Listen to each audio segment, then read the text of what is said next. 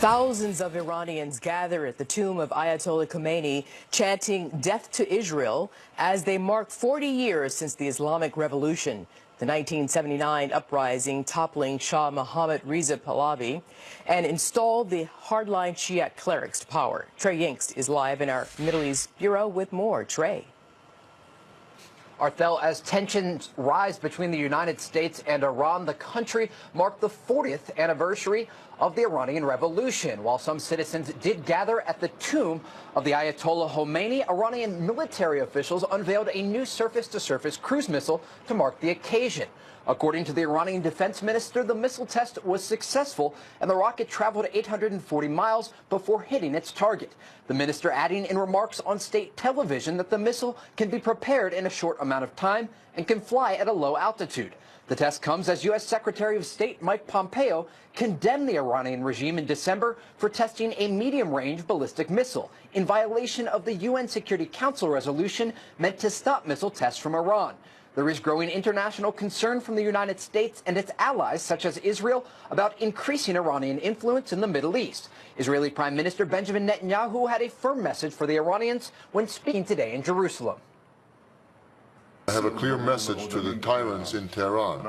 We know what you're doing, and we know where you are doing it. We will continue to act against Iran with all tools at our disposal in order to ensure Israel's security and future. The Iranian Revolution anniversary and new missile tests do come as President Trump said today that he plans to keep U.S. troops in neighboring Iraq to keep a watchful eye on the Iranians. Arthel? Trey Yingst, thank you very much for that update. Eric? Well, for more on this development, let's bring in Behnam Ben Taleblu. He's a senior fellow at the Foundation for Defense of Democracies. Well, Behnam, 40 years of a theocratic, death to America, Israel-hating radical dictatorship that spreads terrorism, executes its political opponents, and maintains a stranglehold on its citizens. Do you see any signs that that theocratic regime may finally be weakening? Well, Eric, great to be with you. And as the Islamic Revolution reaches its Victory Day on February 11th, which would mark the 40th anniversary of that revolution, there are signs indeed that the regime is contracting, and it has to get worse before it gets better. But here's how it's getting worse. The economy is in free fall, and more important than that, the social base of the regime has been in revolt since December 2017, meaning the people that the revolution was made for, the urban and rural poor, the religious classes, the downtrodden and dispossessed, those have been actually contesting the regime using nationalist slogans and calling for their own government to put Iran first, to borrow a phrase. The truckers have been on strike. There have been street demonstrations throughout the country. Yet, what will it take for the tipping point? We didn't have that back during the Green Revolution. President Obama held his fire for the first few weeks. What did President Trump do? Can the situation be different this time? Well, I think the situation can be different this time, but it's important for us to take our cues from the street. We don't want the U.S. to lean in too hard or lean far too back like we did in 2009.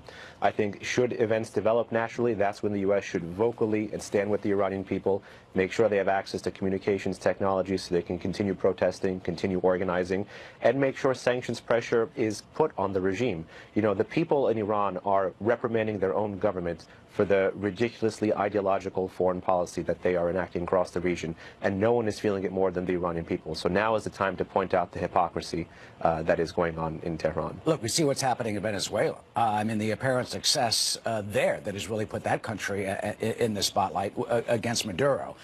How can events, as you say, naturally progress to that point where we see what's happening in Venezuela now, which will likely tip that country potentially to democracy, to happen in Iran? Well, some of it is market dynamics, some of it is political forces. One of the things that is missing, however, is one kind of natural political leader, some kind of charismatic leader, whether that exists inside the country or in the exile and diaspora community outside. But in some ways that has been a great strength because the regime has not been able to target one person or one family, and the protests have continued from 1994 to 1999 to 2009 and then 2017 until present. So in some ways, even though it lacks that one major person to help bring the protests to the fore and really challenge the regime, in some ways that's a source of strength. And the economy, meanwhile, is getting worse, and partially because of the scrapping of the Iranian nuclear deal and keeping those sanctions on by the president. Yet the Europeans are trying to do an end run around it. Britain, France, and Germany, setting up their own money transfer system to try to get around our sanctions. What's that about? Make no mistake, what the Europeans are calling this special purpose vehicle is actually an illicit finance vehicle. The Europeans are now in bed with, at least rhetorically and politically and soon to be economically, the Islamic Republic of Iran in an attempt to bypass U.S. sanctions. That cannot be permitted to stand. What do you think about that? Here's what Stuart Stevenson for the Campaign from Iran Change in the National Council of Resistance of Iran website says. It is astounding that Britain, France, and Germany have collaborated on a deal to help companies that wish to continue trading with Iran avoid American sanctions. President Trump's tough stance on renewed sanctions is absolutely justified, given that senior officials in Iran have this week admitted that they lied and concealed key parts of the nuclear program. At the same time, they announced that they have a cruise missile that can go 800 miles. Well, guess what's 812 miles from the town of Somair, Iran, to Tel Aviv? 812 miles, so they potentially can strike Tel Aviv. Here's the cruise missile that they claim can now potentially strike Tel Aviv. What do you think about that?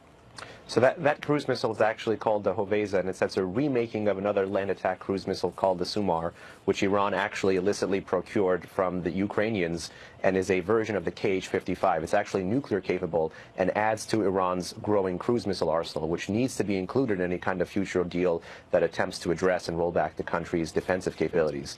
Iran right now is trying to create redundancy in its strategic portfolios, be it missile, military, or even nuclear, as was alleged recently by the head of Iran's Atomic Energy Organization. Yeah, but how do you put that in any type of deal when they didn't even put the ballistic missiles in the United Nations Security Council sanctions and resolutions? I mean, they're allegedly violating the UN resolutions that deal with ballistic missiles, because every time they get challenged, they go, oh, it's defensive in nature. Well, we have to first of all contest the predicate that they say is defensive in nature. It's not just defensive. Iran transfers these weapons. Iran tests these weapons. Iran incites genocide with these weapons. But more than that, you have to increase the pressure and then get the Europeans to increase the pressure.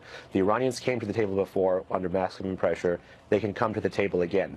And this time we should hold the line and not let the Iranians realize that we have a desire for a deal and let them water down our negotiating position. 2019 is the year for max pressure to be made or broken. And now is the time for us to put our demands up front, and such systems should be included in those demands. Well, Ben, as you say, 2019 is the time for maximum pressure, but that ain't going to happen if the Europeans are coming up with their own cockamamie designs to try to evade our own sanctions, and they see there are allies on this. We'll see.